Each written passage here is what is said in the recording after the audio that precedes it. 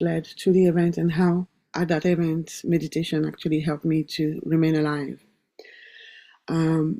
I do practices for myself that some people would call extreme. I am not extreme at all. I would not jump off a plane with a parachute or anything like that. But I'm very passionate about what is called cold water therapy. And that means that as much as I would go into the bath, into the shower, and take cold showers too, so that the cold water can help me heal and can help me balance myself.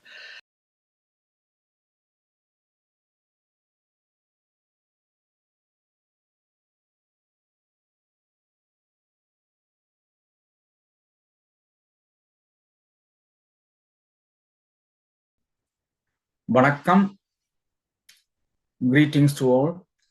We are gathered here to conduct a powerful meditation session focused on world peace, harmony, unity, peace of mind, and overall health and well-being. It is with great pride of gratitude that I share we have achieved an incredible milestone of 1,339 days of continuous meditation. Currently, we meditate 3 times a day, complemented by educational talks that benefit participants in numerous ways. These sessions are held daily at the following UK timings: 9 a.m., 10 a.m., and 8 p.m. We extend our heartfelt gratitude to everyone who has contributed to this remarkable journey, including the World Peace Forum, PSSM Tamil Europe, PSSM Global, and YouTamil TV Germany, and other countless participants who have joined and supported these sessions. For today's session, we will begin with 15 minutes of meditation accompanied by calming music led by Saro Sundarlingam Master from Sydney, Australia. Following this, our yoga teacher, Stephanie Mugo, will deliver a talk on the topic near-death experience and how meditation saved her life. After the talk, we will have feedback session conducted in English. To conclude, Kumarasamy Pillai Master from Sydney, Australia will provide a summary of Stephanie's talk in Tamil language. Now I invite Saro Sundarlingam Master from Sydney, Australia to conduct the meditation. Thank you very much.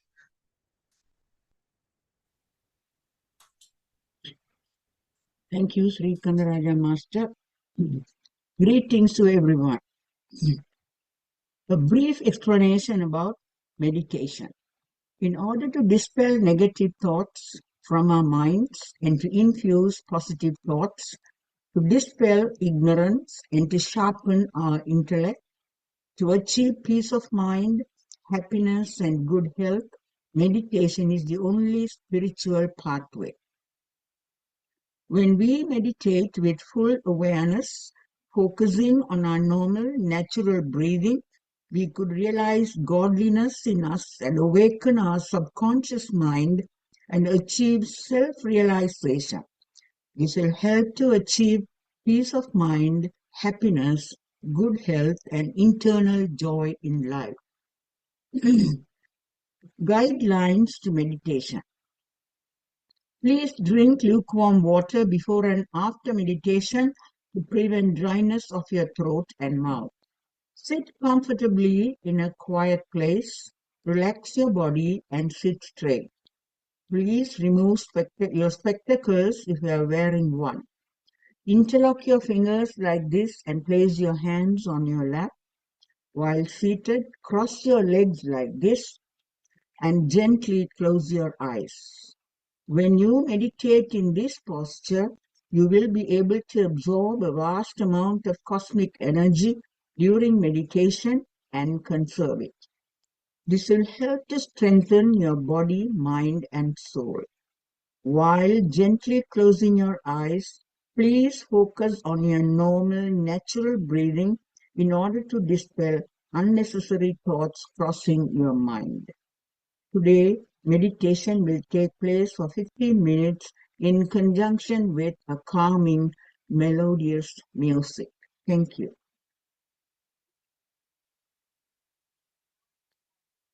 Masters, please come back to a normal awareness. Take your hands and place your fingers gently on your eyes for 5 seconds. 1, 2, 3, 4, 5. Now take your hands from your eyes and open your eyes and look at your palm happily. Let us all put our hands together for having successfully completed the joint meditation today.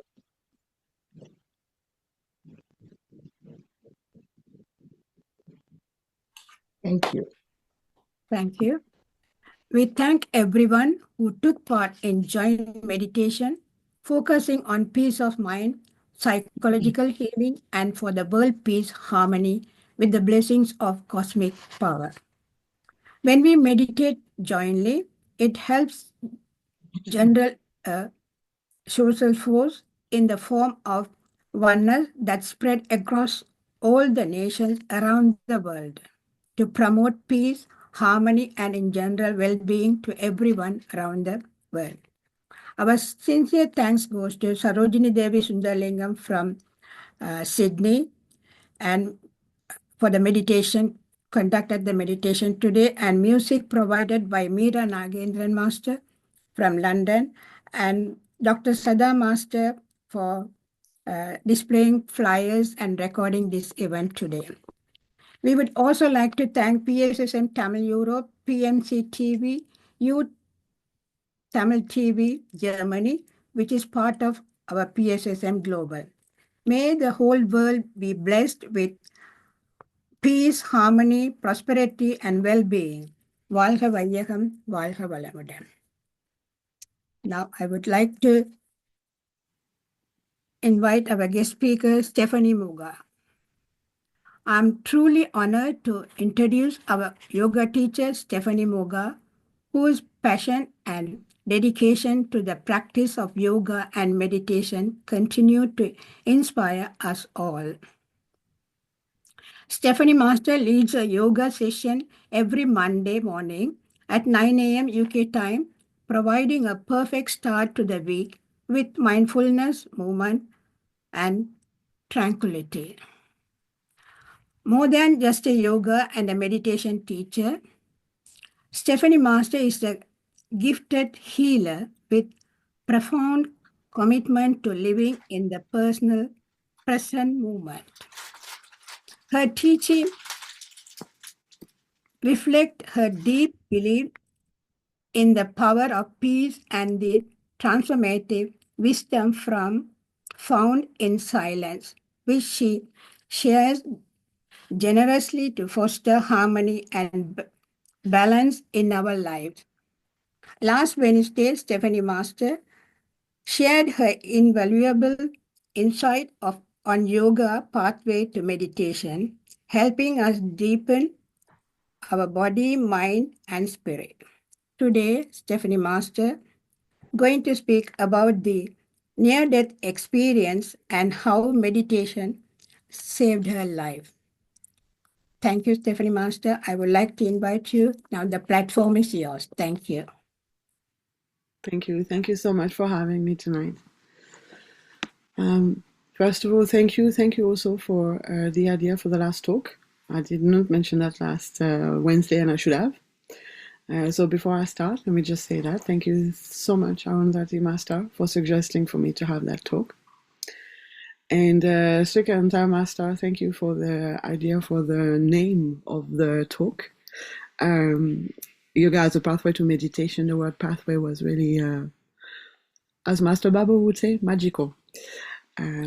So thank you. Okay. Today I'm going to be speaking about practices that I have done, and I'm going to first describe things that I was doing last year before I had my near-death experience, because it explains clearly how it led to the event and how at that event meditation actually helped me to remain alive.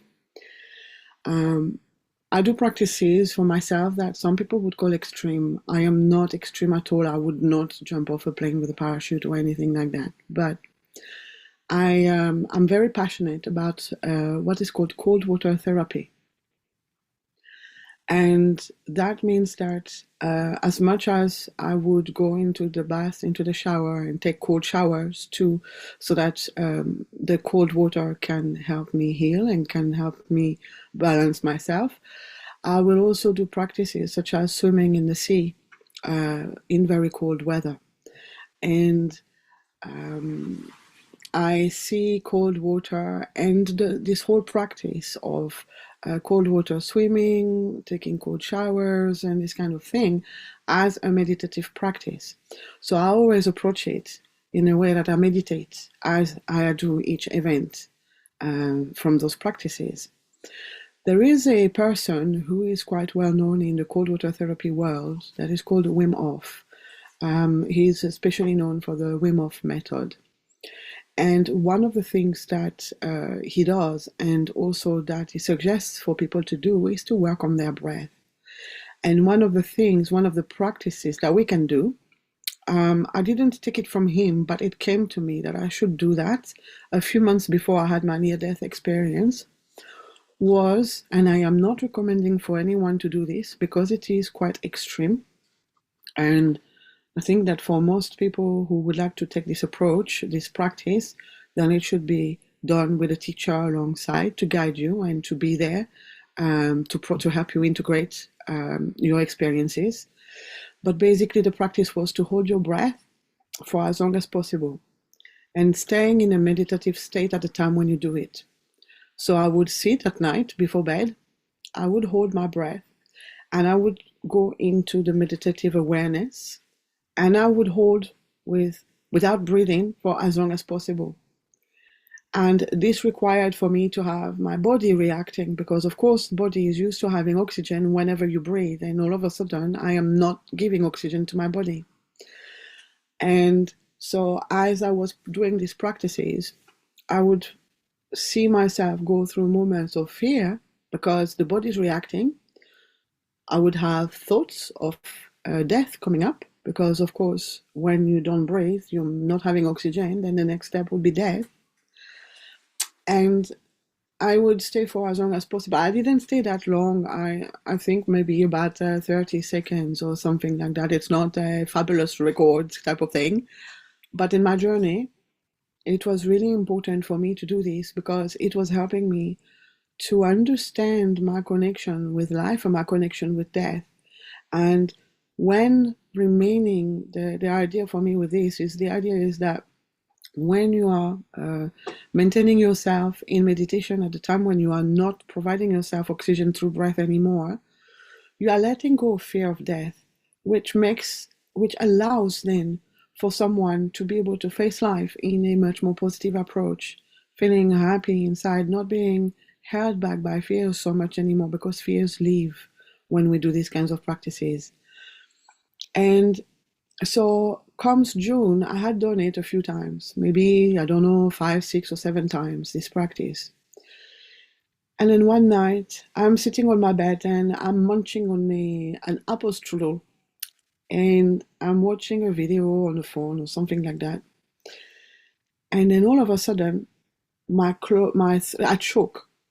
A piece of the apple strudel, it feels like it has gone into the wrong hole. My throat just shut in because we have this reflex within us with the trachea, which is that whenever it feels like there is a foreign object that is going into the breathing pipes, the throat shuts into a spasm to stop anything foreign to get into the lungs. And so that's what happened to me. And at the time, I did not know what to do. I first went, oh my gosh, I can't breathe. There was no air passing whatsoever. I was trying so hard to breathe in and out. My awareness went to my throat and to my breath. And I was trying so hard to get the air through, and nothing was happening. Not even any wheezing, not a molecule of air was going through. And as I was sitting there, I was thinking, okay, there is someone upstairs in one of the bedrooms upstairs. I don't have the time to go up there. There is my neighbor. I can hear her on the other side of the wall. There is no way that I can call her or get there. No time. And so I thought, so this is just me now. And it's like inside of me, I took a step back. I saw light behind me, like almost like a mandala of golden light behind me.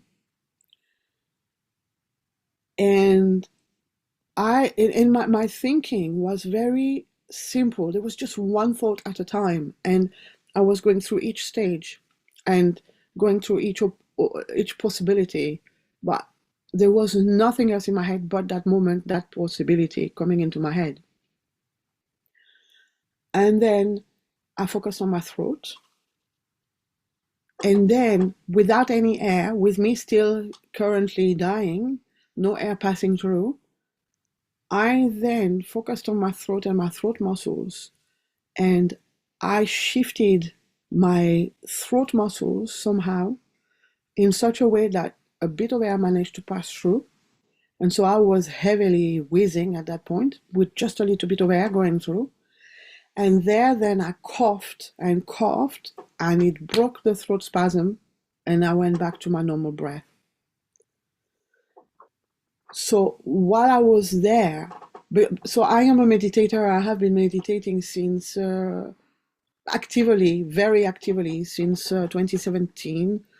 But I've always done a little bit of meditation here and there my whole life. But 2017 was really the turning point where I became really serious about it. And then I started teaching it also. And so I have an ability to keep peaceful inside, to connect to the peace inside. And I was able on that day to not go into the panic. I was able to step away from my ego, and I was able to stay within that space of peace inside, where it was the problem-solving space in me. And ideas came very clear, one at a time. There was no overlapping. There was no busy noise in my head at the time. And my body did not exist, only my throat area and my breath. And so it was just me and my breath. And because I had done those practices of holding my breath before, I had gone beyond the basic fears of not being able to breathe. And I had been able to find a peace to keep going without air through my practices of the months before that, in such a way that at the day when it happened, I was able to not only not panic, but actually find an enormous amount of peace and an enormous amount of light and focus, so that I could keep my cool, not go into panic, but also be able to be receptive to the ideas coming that were guiding me towards what I needed to do to survive. And clearly the thoughts came very, very clear and very simple and singular. Can I go up to that person upstairs? No, I can't. No time. No panic. It was just like a computer and information just coming up. Can I go to my neighbor? Yes, she's here. Can I go to her? No, no time. I am alone. There's no one here. No one can do anything for me. I could have gone into a sheer panic. And instead, I just went to my breath, focused on my breath, focused on my throat. And then I thought, now I'm the only one who can do anything about this. What can I do? I am a first aider, and I've been trained many times. Never did it even occur to me that I could hit, they say when you're choking and no one is around, you can hit yourself on the wall, like really throw yourself against the wall really hard to try and expel whatever it is that you swallowed that is blocking your throat. But I didn't have the ability to think about that, or it was not my solution at the time. But that did not come to me at all. So even at that moment, that was a challenging moment, like one of the most challenging moments I'll ever encounter. The mind training that we get, like when I did those first aid courses, and I've done it many times because I used to work in a school where we used to do it regularly, even that knowledge did not come. But it could be just that it was not the right knowledge I needed at the time, because like I said, I was so zoomed that it was just one thought, one clear thought after another. And there was no space for anything else there in my mind at the time. And the light behind me, like that golden yellow light mandala in my back, made me feel so safe and comfortable, even though this was a very scary experience. So it was like I was walked through the experience, and then I was able to save my own life. And after it happened, my body shook for a while because, of course, it nearly died. So it was shocked, and I released that shock. And so basically, this is how meditation saved my life. I'm going to explain something else that has happened in the past. It was on the 25th of December this year, 2024, sorry, rather last year. That connects also with this, and that will explain how meditation is, for me, a lifesaver. And these are extreme situations, but it can help in everyday life as well, which I can explain later. But so what happened on the 25th of December is that I do cold water therapy, and part of it is that I go and swim in the sea. And I went on the 25th to the North Sea, and I went and I swam in the North Sea. I have been swimming in the sea in cold weather and in cold temperatures for quite some time. Every New Year, I normally go to Clacton. I have a dip in the North Sea to celebrate the welcoming of the New Year. About 3 weeks before the 25th of December, I had gone to swim in the sea in Kent. The outside weather degree was 9 degrees. The water was 9 degrees. That day, when I walked into the water, I felt like there was not much difference. It was feeling very weird, actually, because the air and the water being the same temperature, it just felt like I'm getting wet, but that's it. There was no difference. And as I was swimming in the water, I felt quite soft. It felt quite comfortable. But the 25th of December was very different. I was this time in the North Sea, in Clacton. There was 9 degrees outside. There was 7 degrees in the water. I had never been in such a cold water. I think the coldest I've done was 9 degrees. I always make sure that I am safe when I do these things. So I had a friend with me. She was on the beach waiting for me to do my dip. I had decided that I was not going to be taking too long. I was not going to show off. I was not going to try and beat my records or anything like that. No. I just wanted to do cold water swimming, and actually it was more like cold water dipping, just briefly, just because it's a healthy path for me. So I'm going to make it a healthy experience. I am quite quick now to get into the cold water, but still I take the time, I splash. So I was in my swimsuit first of all, and then I went into the water. I've got water shoes so that if I need to exit the water quickly, I don't have to think about whether I'm hurting my feet at the bottom of the water or not. And so then I go gradually, little by little, but quite fast because I'm used to the cold water. Then I start to splash my whole body, and especially the neck area. I don't put my head in the water. I just leave it out, and just before coming out, I just splash my face. I swam perpendicular to the beach. So I was going away from the beach. Only about 4 meters or 5 meters maximum. And so I just went in, I swam those 4 or 5 meters, and then I'm coming back. I can clearly see my friend, clearly see the beach. And I start to swim a little bit back, and then I'm like, oh, let me just put my foot down and see where I am at. And I try to put my foot down, but I'm at such a depth that my foot doesn't touch the ground. And I'm like, oh my gosh, I'm not touching the ground. So I start swimming again, getting closer. Bearing in mind, there's only a few meters between me and the dry beach, yes? I swim a little bit further a bit closer to the beach. And now my toes are kind of touching the ground. And this is why meditation is so powerful, and I'll explain why in a minute. Right there. And I was fine. So I was fine until I felt like my foot was not touching the ground, and I had there's all this emptiness under me, and there I am in the cold water. My body was tingling everywhere because the water was so cold. And if you look into cold water swimming, this is what we want to achieve, is to get to that point, because that's how well it's stimulating the circulation in the body at that point. So going back to the story, I'm swimming back to the beach. Now my toes are kind of touching the floor. And then I swim a little bit closer to the beach, and now my foot is really nicely on the floor.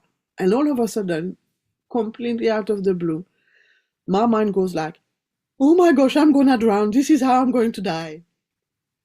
Of course, there was no way I was going to die, because I was completely fine. My body was fine. And I was just really like 3 meters away from the dry sand.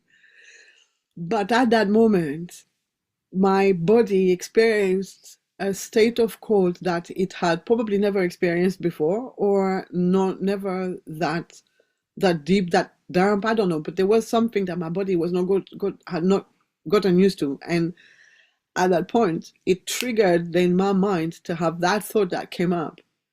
But because I'm a strong meditator, and because I'm used to the space of peace in my mind, I could then, again, like when I nearly died, I could step back and see, oh my gosh, come on now, I'm not dying, I'm fine.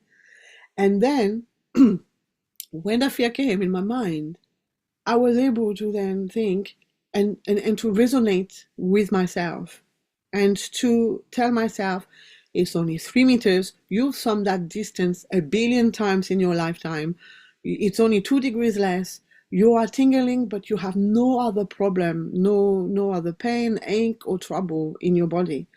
And so your swimming is still strong, powerful, and those 3 meters, you're going to do it. You could even do it with just the arms or just the legs.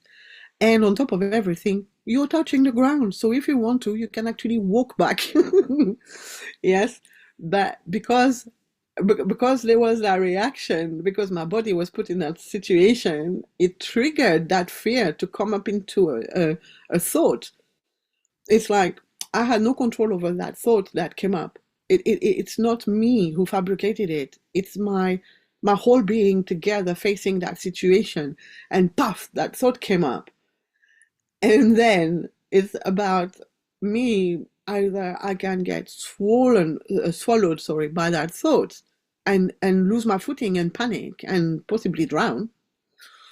Or it can be that then I take a step back, take some deep breaths, and then look back at the reality and move forward in the most efficient way for me. And so, I mean, those are very dramatic and drastic stories, and I'm really sorry, but I think they are very important for me to share. This is really something, and I feel like I need to share, because it really shows the true power of meditation. To me, it shows me how the dynamics between the emotions, the body, and the mind. And it shows really, I come from a background in meditation where I believe that everything is illusion, the Maya in Hinduism. This is a concept that is very present. The Maya, everything is illusion. When I first encountered this concept, I was like, what do you mean everything is illusion? That table, I can't touch it. It's hard, it's here, it's under my hand. Why is it an illusion? It's not fake, it's right here. And then I realized that what it means is, what it is that as we detach, as we meditate, we detach, is what I believe happens. And the more we detach, the less things feel real around us, because we are not connecting to them anymore in the same way now that we are detached. And I'm not saying I'm going to be able to walk through a table and come out the other side anytime soon, but what I'm saying is that we can come to a point where inside of us is not the same as what's outside of us, and inside of us is peace and comfort, and then that is your world eventually. And that's the one that we cultivate when we meditate, is reconnecting with that inside of us, developing this platform inside of us. And then everything else around does not feel so real anymore and does not feel so strong anymore, because inside, our world inside is what becomes the main world.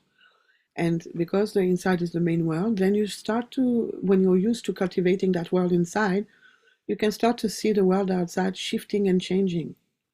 And I mean, I was able to shift my throat muscles that were tight in a spasm that is there, that the body initiates for survival, which eventually can kill us in evidence. But I was actually able to control those, to gain the control back on those muscles.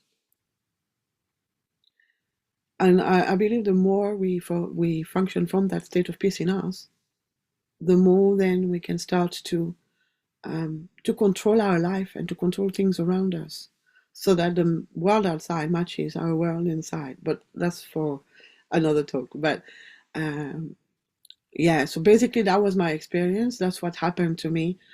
And I am just so grateful for meditation and for having been able to do these practices before these events of last year. And I'm also very grateful to PSSM, because this is a wonderful platform and you are providing such a wonderful service and opportunity for everyone. And thank you for having me. Thank you. Excellent presentation. We truly appreciate your informative and enlightening talk on near-death experiences, how meditation saved your life.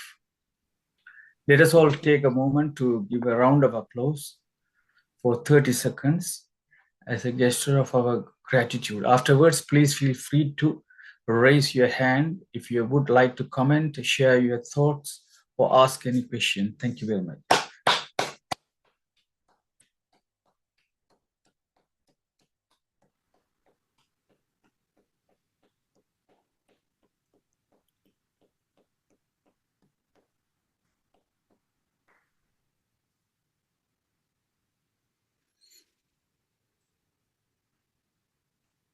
Arundhati Master from London. Greetings to all. Thank you very much, Stephanie Master, for sharing your experience about near death. And I think this meditation has saved you because you didn't panic. You just, behaved yourself calmly, because you didn't know what you are going to do. I know when something goes into your throat, you don't know what to do. And so you couldn't breathe at that time, but how you brought your meditation there and you try to pull your muscles in a different way or something like that, you've done it. That's what the meditation helps whenever we need it. So because you have been practicing meditation through your life, most of the life, and you're as a teacher, yoga teacher, and as well as meditation teacher and the healer. So you did your healing by yourself. And I would like to ask you about this cold water. You were having cold water swimming, and see now the weather today is so cold. And I don't know, how did you find it? We couldn't go get out even. How can you swim during that time? This cold weather, the cold water, because sometimes when some hot water is not coming, we couldn't stand under the shower. But you were Yes. swimming as well as you were having a shower as well. So how you got that practice into? So I started a long time ago. I used to finish my showers with some cold water, but I would do it a while and then I would stop. A few years ago, I started cold water swimming, and that was there's groups of people that do it, and I found a group on Facebook that does it. So I did it with them occasionally when I could be where they are. And that means I would swim probably from the month of May until about October time. But only randomly, one time here, one time there, so altogether maybe 10 times in a year. And then I started to dip in the water on the 1st of January. The first time I did it. So for this practice, it's really important to go progressively and to really listen to yourself, because there's quite a few dangers with it, yes. And preferably to do it with other people. But so 1st of January 2019, I just went in the water and straight back out. Like I just dipped in and out, and that was it. And then little by little, more and more, I went and I spent longer time and longer period of time, and I could manage with water that was colder also. 9 degrees was the coldest I had done until the 25th of January 24. But it's like the more, when you do it and you get yourself into a meditative state, you release fears. You release the concepts that you have of the cold. And I come from the south of France. I came to the UK in 1999.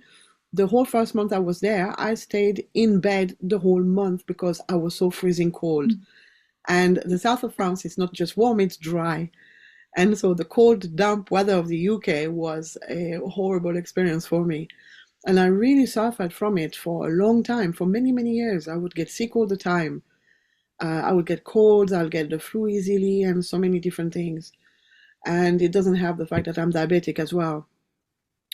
And then as I've been practicing these, little by little, I've been letting go of the fears of the cold. Why am I scared of the cold? When I step into the cold, what happens in my mind, in my body?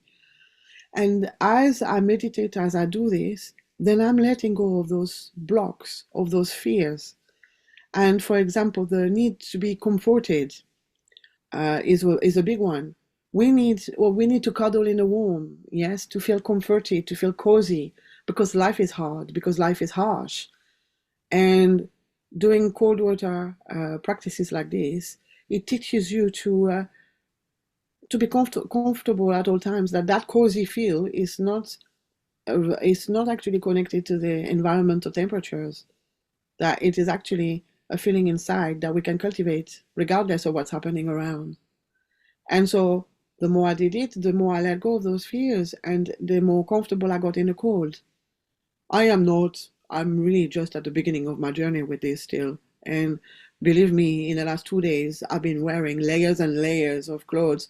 My yoga room, the yoga room that I went to teach in yesterday morning, was 8 degrees inside when I first stepped in. And I actually had to rip my door out of my car to be able to get in, because the frost had completely sealed it, yeah? That is not the kind of cold I'm used to. So I really struggled just like everybody else. But when I've been practicing, for example, there was a time in September where I did 2 weeks of cold showers where the water is completely cold from beginning to end. I would wake up in the morning. Normally, I wake up in the morning, I need to stay another good 30 minutes in bed, just resting and making myself wake up. Then I'll go take my shower and then come down and go on with my morning routine. After the 2 weeks, but it would take me 2 hours to really wake up, to really be able to be active and proactive. And then I think it was after about 7 days, after a week or so that I did the cold showers, in the morning, I'd just bounce out of bed straight away after the alarm rings. And then I'd do my shower, my routine, and then I was really proactive from the moment I wake up.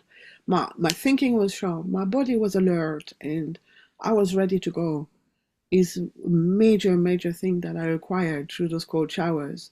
And another one is I became so well focused and so much better disciplined through my days that I would get through the tasks that I need to get through so efficiently compared with usual.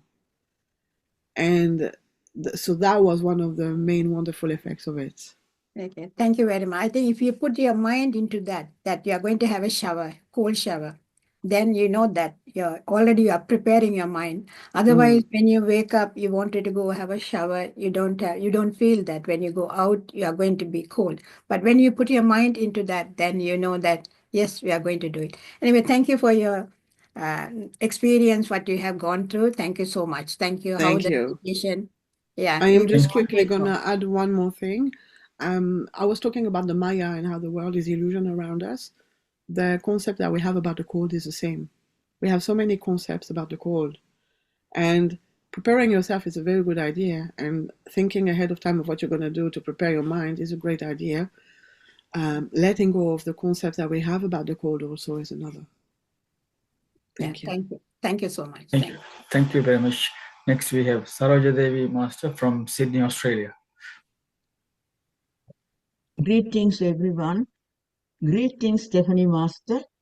Thank you very much for the very insightful speech on Thank you. how to overcome your near-death experience through meditation. Now, your explanation has made us feel that you are a person who meditates, and you have developed a very strong mind and body. That is one thing that I can say from what your talk. Another thing is that you have enabled, that is, you said that meditation enabled you to overcome near-death experience, enabling you to go beyond the fear of death by not panicking. That is what is very important. By not panicking, but focus on keeping your cool. That is the kind of the strength of mind that meditation tends to give everyone, I Yes, think. And I you agree. are a person, a great experience. That is, you told us how meditation can help us to keep our cool, and to say, then you focus on your breath and overcome the problem of breathing you experience. That was a great effort, I think. That is again an indication of how strong your mind is, how cool you are, and to overcome a situation like that. A great experience indeed.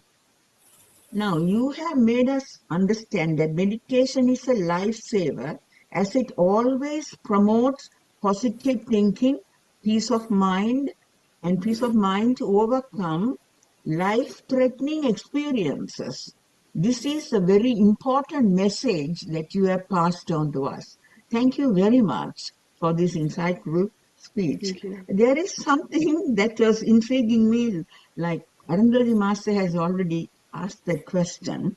Now, usually medical professionals recommend water therapy for various ailments, uh, like arthritis and joint pains and various other things.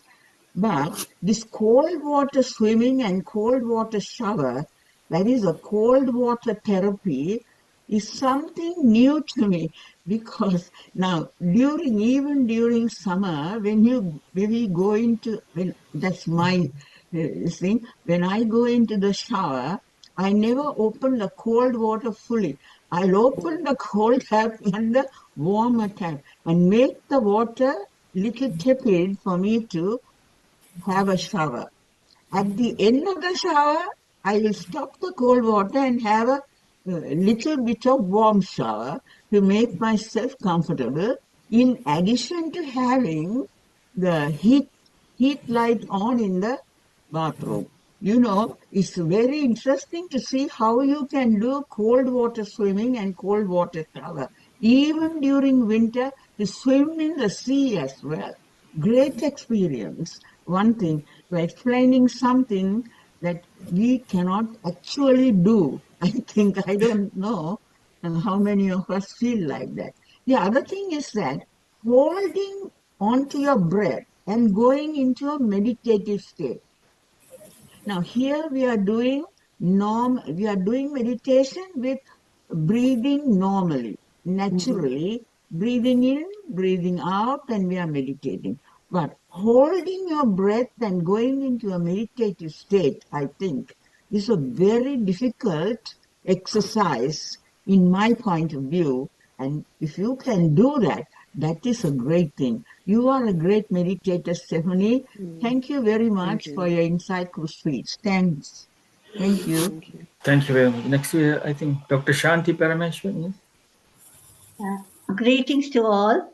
Thank you very much, Stephanie Master, again for a wonderful 2 experiences where you almost said that you thought you were going to die or you near-death experience.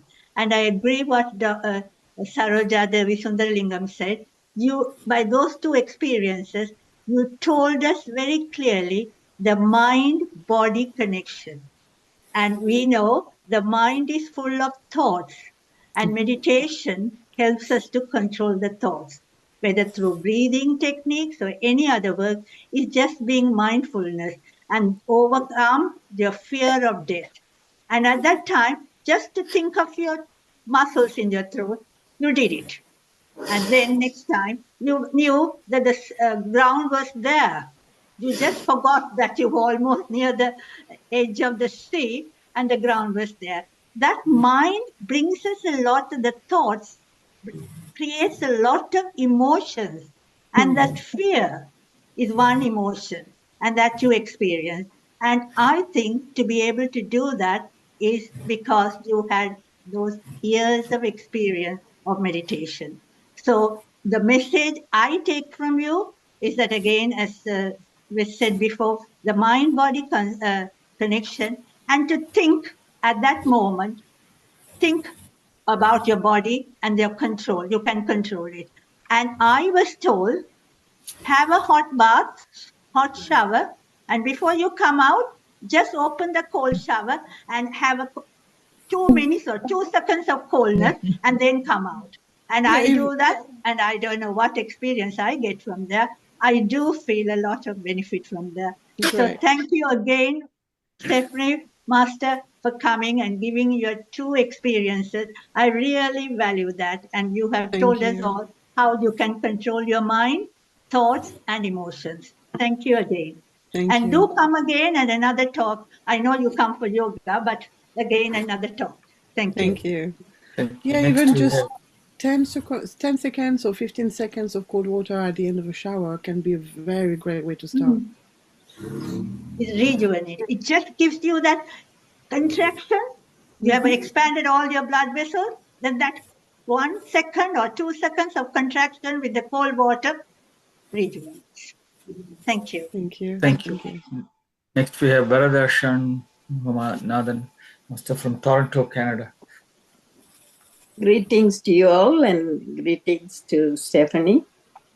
I want to tell you that you have opened therapy for me. Oh, I do have problems with dry skin, which they call eczema. Sometimes it irritates, even though a lot of Aveeno, everything is Aveeno. Moisturizer, bath gel, and everything is Aveeno, 24 hours.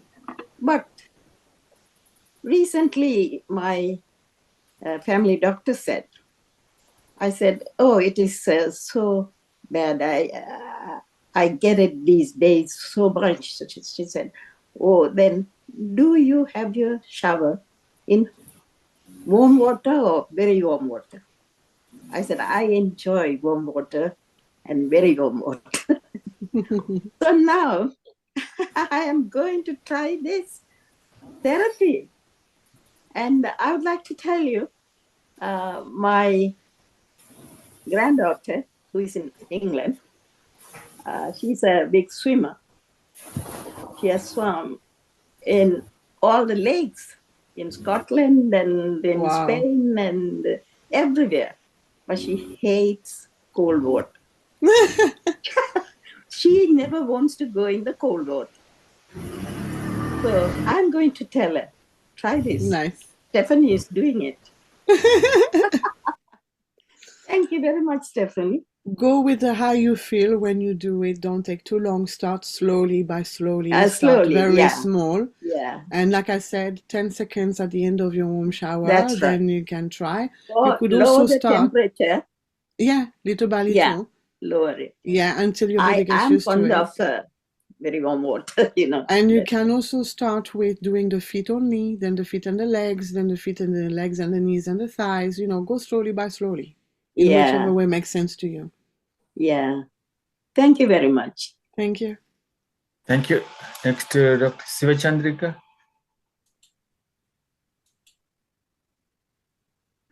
She's not there, I think. Okay. Hi. Hello. Hi. Hello, greeting to all. Excellent presentation. Today, you got about today, you did first meditation. Whoever do meditation, nobody going to have feeling to die. Even somebody die, somebody try to do suicide. If you do meditation, it will stop. One thing. Second thing, you did cold water swimming, cold water therapy. That basic it is like you are toning your vagus nerve. So that's that one thing. Before me, Sandy Masa said about cold water therapy, then hot water therapy, cold water therapy, which make relax and construction of Yeah. vessels, which also good for our health. If we go swimming pool, we can see sauna. They have good facilities for that, for this kind of thing. Oh, the saunas, yes. Yeah, that one. It's good for us. And finally, I can say only you did meditation. You did it's kind of yoga, and also you, because of the meditation, you got kind of experience like death experience. You wouldn't do death experience. That one I felt when you speak. But wonderful experience, wonderful speech. Thank you. Thank you. Thank you. Thank you. Next, we Can have. I need to just quickly mention something really, really important. If you are interested in cold water therapy, please make sure you don't have any issue with high blood pressure, or that your high blood pressure, or that your blood pressure is controlled well and balanced. This is so important. So if you are thinking of doing this kind of therapy, make sure that you connect with your GP and that you are keeping safe. And excuse me, and also need to do from feet, then knee, slowly. People do bath, suddenly put shower like that straight. That's why some people get death as well in the bathroom shower, when they do shower, because of the blood pressure. You did, that's the correct word. Just I give support when what did you say? Thank you. Thank you. Thank you very much. Thank you. Next, we have Dr. Marilyn Hope Lake from Missouri, USA. Thank you. What a wonderful talk. Very enlightening. I have suffered a couple of times from choking, and your natural reaction is a panic. You know, you think I can't breathe, and you just panic. And I wish that I had been a meditator like yourself, and at those times, and been able to control that situation. But this is a very unique thought to me, the cold water therapy. I do know that, in fact, my daughter goes once a month to swim in the cold water with friends. I don't think they stay in very long, but they do it together. What I am asking is what is the body's reaction to the cold water that keeps you from getting hypothermia? So what happens is when you get into the very cold, your body goes into survival mode, which means that it brings all the blood back to the main organs, to the center of you, to your core, so that the internal organs can still be warm enough so that you can survive. That's what happens initially when you get into the deep cold. Then when you move away, so this is in the context of cold water therapy, that then you come away from, let's say I've just gone into the sea, I've gotten very cold, my body's blood has gone to my center, to my core mostly. Now I come out of the water, I'm going home, and I will be warm and I'll be comfortable for the rest of the evening.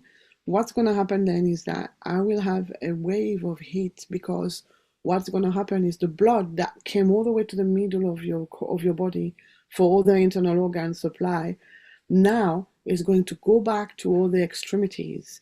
And what happens then is that basically all that blood that was out there in the small capillaries, in the hands, in the feet especially, that blood does not get regenerated and cleansed enough most of the time, especially when we have a particularly more immobile lifestyle. When the blood is all brought back in to the center of us, it will then get filtered through the heart, and it will go back out to the extremities when we are warm again and that the body feels safe again. And so that is incredibly healing, because it regenerates every part of us with fresh blood and clean blood. But so that is what happens, and that is how we avoid hypothermia. However, there are stories of people who have lost toes and fingers in doing cold water swimming practices because they've not listened to their bodies. They've gone too far for too long, too cold, too fast, and then bad things start happening. And there are some people who've been practicing cold water swimming who found themselves in hypothermia afterwards and had to be brought to hospital or had to be cared for a while so that they can regain comfort and health. So there are risks with this. So when the blood goes back to the major organs in your body, and then I assume to the brain too, that is one of the reasons that it gives you the focus that you're talking about and the productivity and the ability, because you've regenerated those organs, and that's an amazing concept. Thank you so much for bringing it. Thank you, Raja, for reminding me, and it's good to see all my friends in this group. The Nathan Babu is there. He's not smiling. There you go.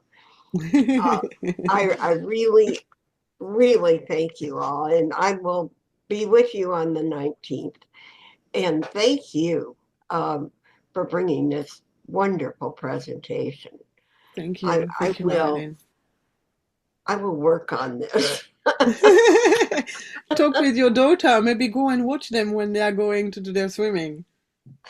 Well, I used to swim every day. I had gotten so that I could swim every day from my work. I could go at lunch to the YMCA or YWCA where I worked. And I got so that if I couldn't swim, I was miserable, you know. But now that I'm 83 and I live in a different place and don't have those options, I haven't gotten to swim for quite a while. But I may get back to it now that we talked. And I also, I'm one of these people, someone mentioned that they liked a hot shower. I loved a hot bath. I love to get into, just up to my head and even putting my head under the hot bath. But recently, I was avoiding showers because when I would get out of the shower, it'd be so cold. And then I got to thinking about the Swedes who go in the sauna and then go out and jump in cold water. And I thought, well, okay, I can get my hot shower and get out and be cold and it'll help me, not hurt me. So, That's a so nice you have way of reinforced that. reframing. You have reinforced that thought. So thank you again. And I'll see you all on the 19th, I hope. Thank you. Thank you very much. Next, we have Marsami Pilla Master from Sydney, Australia. Greetings to everybody. Firstly, I would like to thank you for sharing your near-death experience and giving a very clear presentation. But you have already cautioned us to be very careful, because that doesn't mean that we have to start it, because these are all dangerous games, right? So whenever we try to do a new thing, we must have a guide. That's a boarding you are given. So actually, you are so very passionate about cold water therapy and meditation. So that's a good thing that actually the meditation has helped you. So that's all a good thing. But from this, you have told us a couple of important things. Whenever we have some dangerous situation, first thing is not to panic. That's a clear message first you're telling us. So in any situation, we had to we had to keep cool. But that normally doesn't come to any person. But here your meditation experience has helped you. So that's the one advantage always there. So another important thing actually, the mindset is very important. That whatever happens, we have to keep a balanced, positive mindset that normally an average person will not have. All of a sudden, when the situation comes, we panic and mess up the whole situation. But in your experience, what really happened, the meditative experience has helped you to keep your head cool and think of the step very clearly, and you were guided also. So these are the things we had to learn. At the same time, I think we have warned us again not to practice these things until and unless we are physically fit, and also with the help of a guide. So the overall message is at any time, in order to maintain a positive mindset and keep many other important things, is inner peace. If you maintain an inner peace, outside will be okay. So that's another clear message. So we should not focus on the outside world, but focus within. So that is a clear message. Thank you for your really a very motivating speech, I would say, presentation. Thank you. Thank you. And actually, I would say that the first thing is not to keep calm before panicking. The first thing to do is to meditate every day, so that when you get to an event that could put you into a panic, you will not be as likely to get into the panic. Thank you. Next, we have Monica Master. Thank you. Greeting all masters. Thank you, Stephanie, for sharing your wonderful experience. For me, near death, I love this topic because I experienced it. And apart from that, that cold water therapy you talked about, since from my childhood, I never during the winters. I'm from northern India, so it's very cold. We never use hot water. We most of the time during the winters. I enjoyed, having shower with the cold water. But from here, even sometimes, but from last 3 years, because I have a heart monitor in my heart, so I can't go for it. But my kids, they do it so many times in the month, and all these things are, I think it is a mindful activity. When we connect with the meditation, automatically we are in that peace, we are experiencing that calmness within us, that whatever the situation is, you won't get panic. You immediately get that signal, because your body is already relaxed, your mind is already relaxed, rather than going for the where people think that it is a threat. Our mind goes for solution. I personally think for all the meditators, because we are very calm, so we focus on the, like, your mind even immediately gave you that signal, don't go, you can't go upstairs, you can't call your neighbor. You have that awareness, and with that awareness, automatically you got the solution also from the divine. And being the healer, uh, you know, we have these, God gives so many. So when you help someone, divine is always there to protect you and to help you also. You are taking care of everyone. And the more you spread this knowledge with other people, it also inspires others that doesn't matter whatever the situation is. Sometimes it happens with the meditators who are not in, they are doing meditation but not deep in the meditation, where they know how to calm their body, how to calm their mind, how to go for the solution, how not to get triggered by the situations. And successfully 2 times you defeated, and I'm very happy for that. And when you were sharing your experience, I was like, oh my god, from last 3 years I'm not able to enjoy it.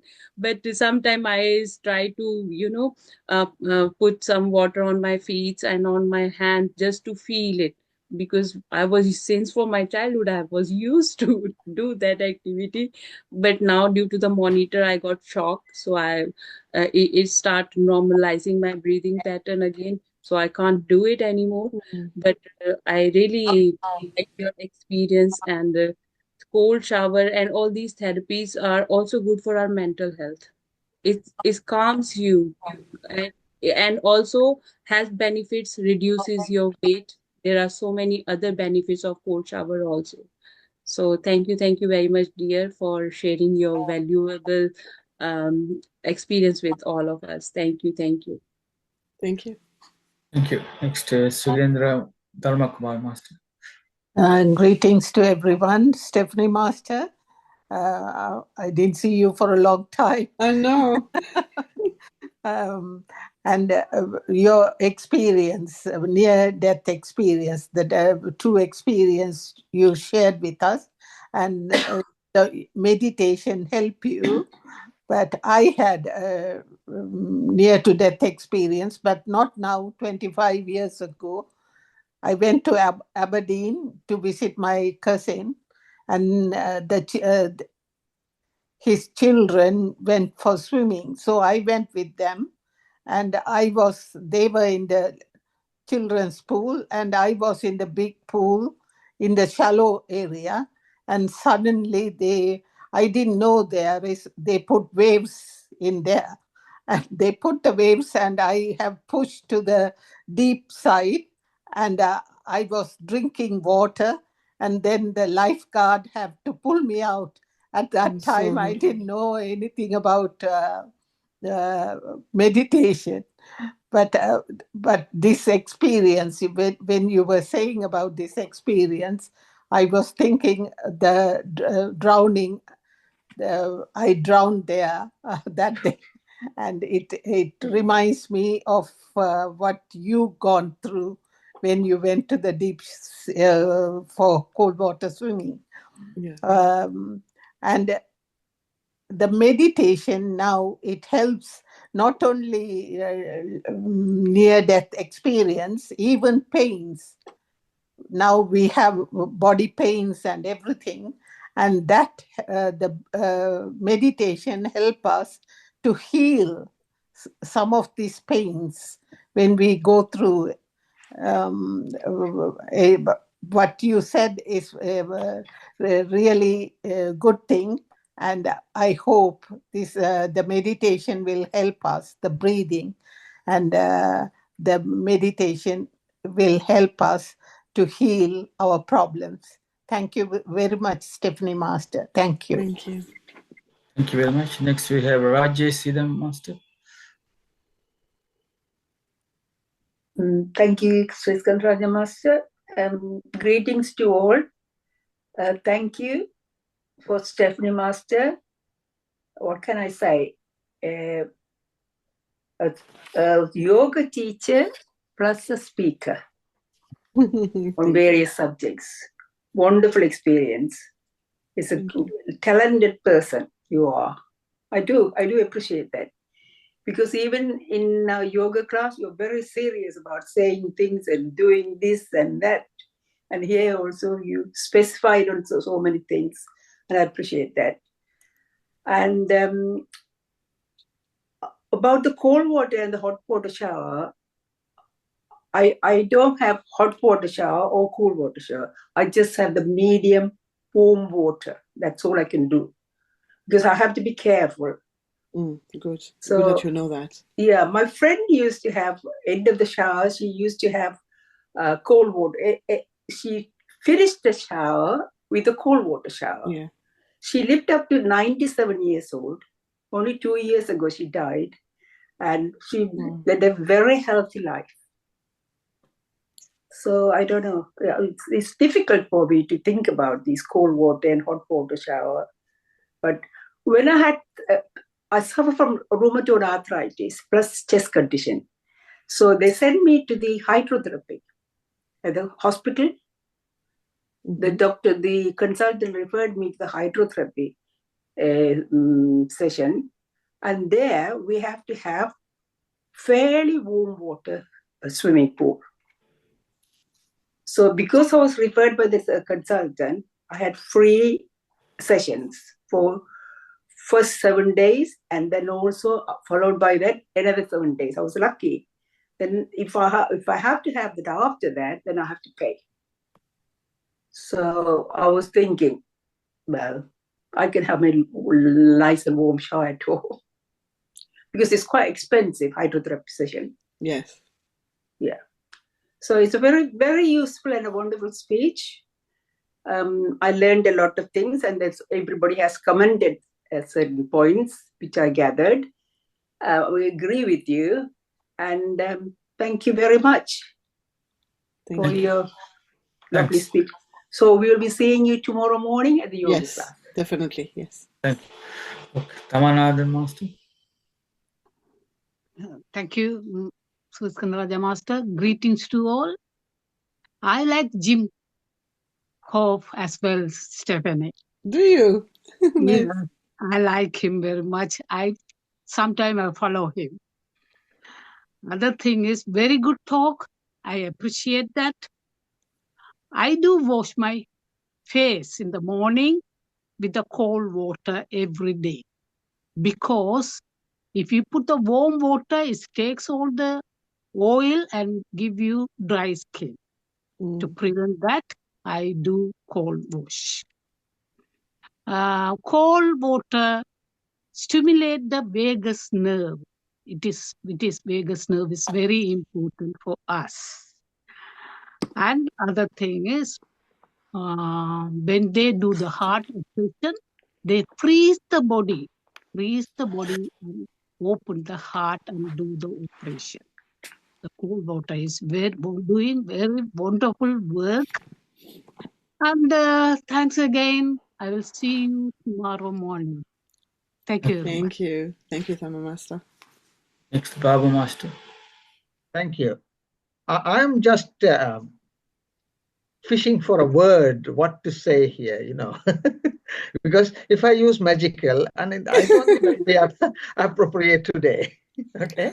So anyway, I think I'm going to use the word Marilyn used it. Amazing. Oh, thank you. Stephanie, you are amazing. Your yoga is amazing.